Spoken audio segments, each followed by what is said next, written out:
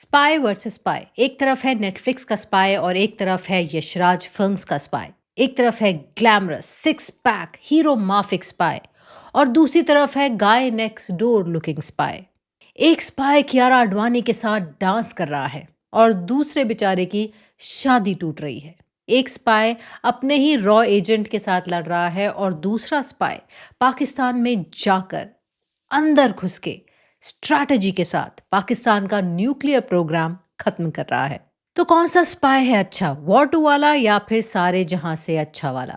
चलिए करते हैं आज के वीडियो में इसी बात को डाइसेक्ट और आपको अपना पैसा और टाइम कौन सी स्पाई स्टोरी को देखने में लगाना चाहिए, आज यही बताऊंगी मैं आपको इस वीडियो में। So let's start. YRF की स्पाई यूनिवर्स की मच अवेटेड फिल्म वॉर 2, जिसमें है ऋतिक रोशन, जूनियर NTR और कियारा आडवाणी, वो 14 अगस्त को रिलीज हुई। उसके साथ क्लैश किया एक और स्पाई सीरीज ने नेटफ्लिक्स पर, जिसमें है लीडिंग रोल में प्रतीक गांधी। दोनों में कॉमन क्या है और डिफरेंट क्या है, ये मैं आपको बताती हूँ। कॉमन ये है कि दोनों ही स्पाई स्टोरीज हैं और दोनों ने ही 15 अगस्त के उस पेट्रियोटिज्म के जज्बे को टैप करने की कोशिश की है। बस यही है कॉमन, इसके अलावा सब कुछ डिफरेंट है। वॉर 2 रिलीज हुई है थिएटर्स में और सारे जहां से अच्छा रिलीज हुई है नेटफ्लिक्स पे। वॉर 2 में आपको ऋतिक रोशन और कियारा आडवाणी जैसे ग्लैमरस लोग दिखेंगे और सारे जहां से अच्छा में आपको दिखेंगे गाय नेक्स्ट डोर लुक वाले प्रतीक गांधी। वॉर 2 में जहां पे आपको लॉजिक और फिजिक्स को डिफाई करते हुए फुल फ्लेजेड एक्शन सीक्वेंसेस मिलेंगे, वहीं सारे जहां से अच्छा में आपको रियलिस्टिक हार्ट थंपिंग मोमेंट दिखेंगे जहां पर एक्शन का कोई काम नहीं है, सिर्फ सिचुएशन से ही या एक्टिंग से ही आपको एज ऑफ द सीट कर देंगे। वॉर 2 में ओवर द टॉप एक्शन के नाम पर प्लेन के ऊपर फुल फ्लेजेड एक्शन सीन चल रहे हैं। जूनियर NTR चलती ट्रेन पे ब्रिज से कूद रहे हैं और उनको कोई फर्क नहीं पड़ रहा है। मतलब सुपरमैन भी अगर वो कूद मारे ना तो एक आधी खरोंच लगी जाए। भाई जूनियर NTR उनको कहाँ खरोंच लगी, ये उनका डेब्यू था भाई बॉलीवुड में, तो ऐसी एंट्री तो बनती थी। और ऋतिक रोशन भी कम नहीं है, सिर्फ अपने लुक से, एक लुक से भेड़ियों को अपना दोस्त बना लिया। भेड़िया आया तो था डराने के लिए, साथ में चलने लगा डर के मारे। और नेटफ्लिक्स की इतनी मजाल कि यशराज फिल्म की वॉर 2 जो एक स्पाई स्टोरी है, उसके अगेंस्ट एक और स्पाई स्टोरी रिलीज कर दी जिसके अंदर स्टोरी थी, लॉजिक था, एक्टिंग थी। ऐसे कैसे हो सकता है?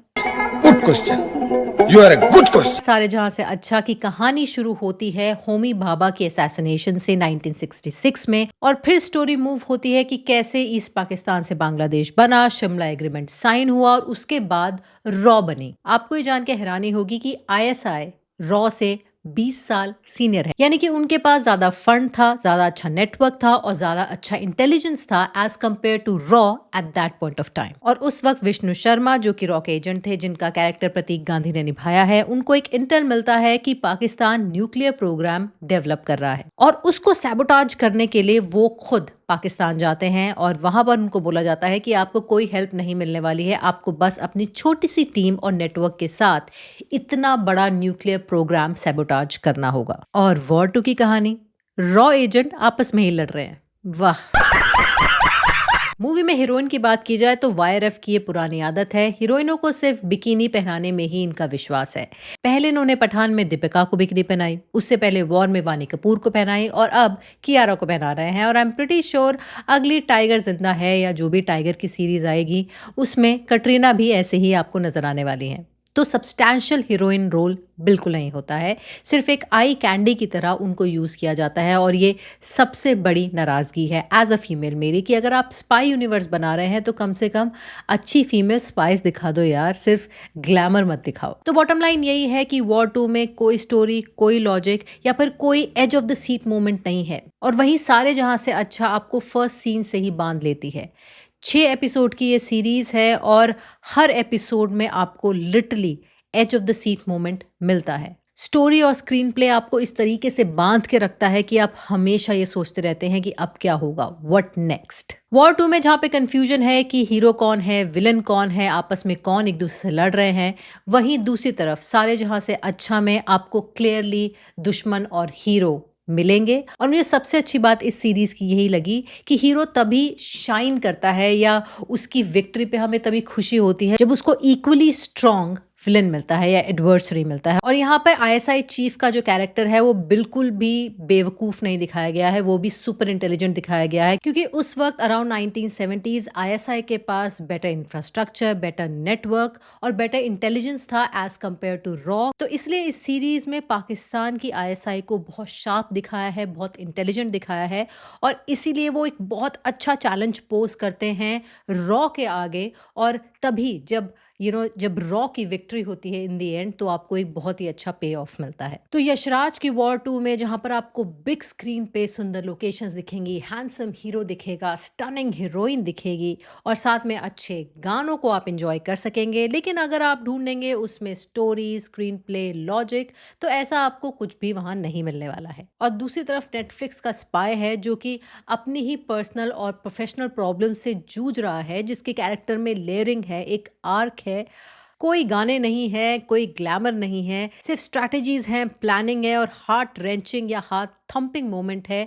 वो आपको सिर्फ सारे जहां से अच्छा में मिलेंगे। इस सीरीज ने ये दिखाने की कोशिश की है कि स्पाई चाहे किसी भी देश के हों, उनका भी एक अपना परिवार होता है, उनके भी अपने इमोशंस होते हैं। और इस सीरीज में ये नहीं दिखाया गया है कि सिर्फ इंडिया के स्पाइस ही बहुत नरम दिल हैं और उनके अंदर कंपैशन है, एम्पैथी है।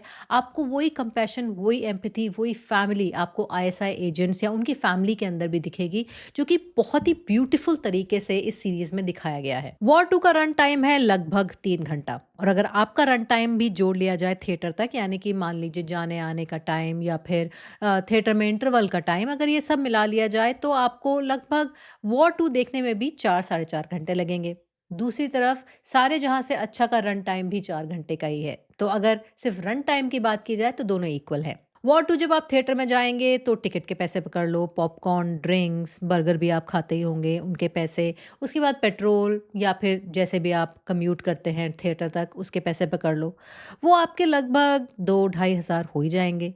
दूसरी तरफ नेटफ्लिक्स आप देखेंगे घर पे बैठ के, जो आपने एक बार सब्सक्रिप्शन दे दिया, तो चीप प्राइस में आपको अच्छा कंटेंट देखने को मिलेगा। वॉर 2 में आप घर से निकलेंगे, तैयार होना पड़ेगा, बाहर बारिश हो रही है या गर्मी है या कैसे भी करते कराते आप थिएटर में पहुंचेंगे, और नेटफ्लिक्स के लिए आराम से अपने सोफे में बैठिए, जो भी मैगी खानी है, चाय पीनी है, कुछ भी करना है वो करिए, और घर में बैठ के आराम से सारे जहां से अच्छा देखिए, बेटर कंटेंट।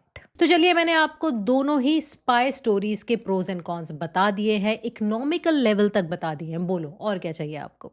हम मालूम है तेरे बाप को मत सिखा, चल। तो अब फैसला आपका है, क्योंकि टाइम और पैसे आपके हैं। आप कौन सी स्पाई स्टोरी देखना पसंद करेंगे? चलिए, इसी नोट के साथ मैं जाते जाते आपको छोड़ जाती हूँ एक सवाल के साथ, जिसका आंसर इस वीडियो में ही था। और सवाल ये है कि कौन से ईयर में होमी भाभा का असैसिनेशन हुआ था? आपके ऑप्शंस हैं 1967, 1970, 1968 या फिर 1966। और जो सही जवाब देंगे उनको मिलती है वर्चुअल ताली। चलिए, इसी नोट के साथ अगर आपको ये वीडियो पसंद आया है तो प्लीज़ शेयर कीजिए, लाइक कीजिए और हाँ, सरप्राइज़ कीजिए, क्योंकि नए सब्सक्राइबर्स को देखकर मैं और मेरा चैनल दोनों सरप्राइज हो जाते हैं। खैर, इसीलिए जोक के साथ मिलती हूँ मैं आपसे अगले वीडियो में। तब तक के लिए take care and bye bye.